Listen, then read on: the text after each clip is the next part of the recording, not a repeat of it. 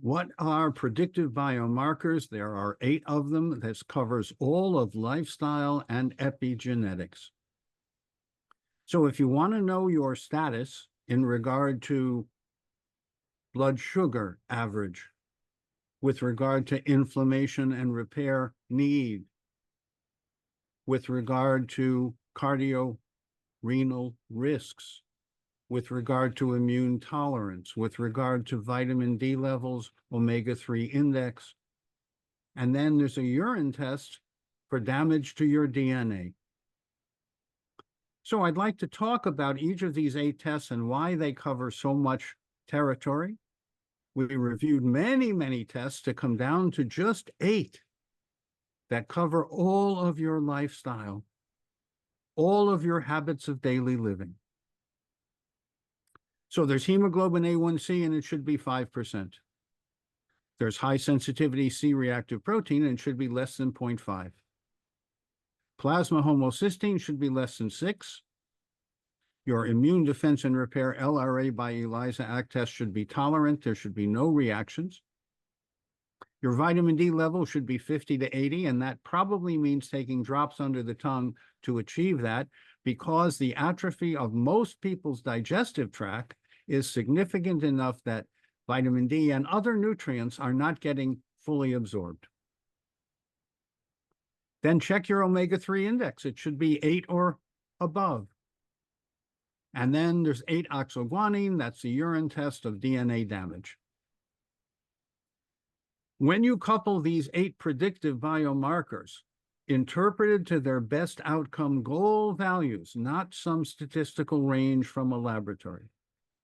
The best outcome goal value is what you want to measure against, and you want to help people with lifestyle and habits of daily living to achieve a healthy level, as I mostly have.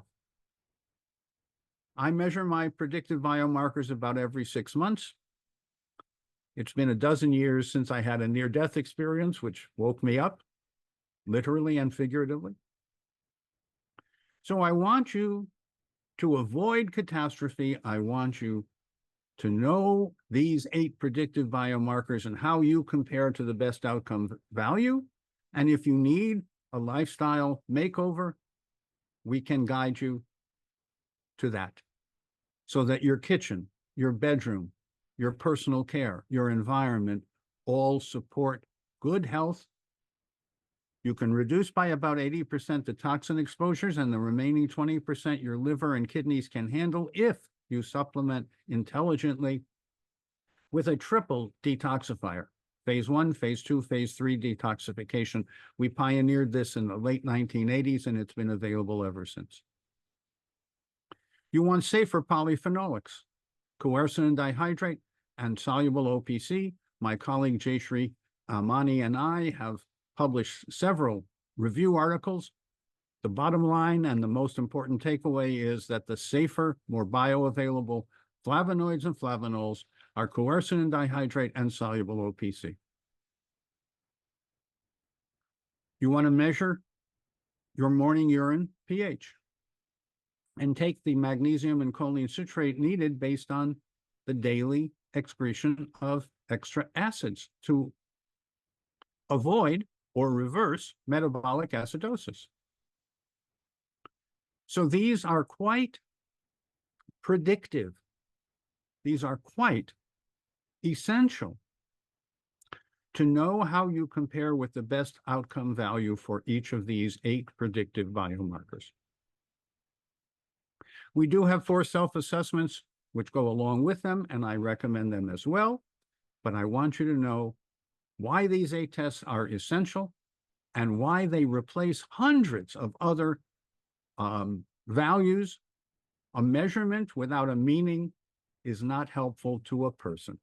This is primary proactive prevention brought to you by Nature, Nurture, and Wholeness. I'm Dr. J, and I'm happy to have this good news message of why these 8 predictive biomarkers are so important.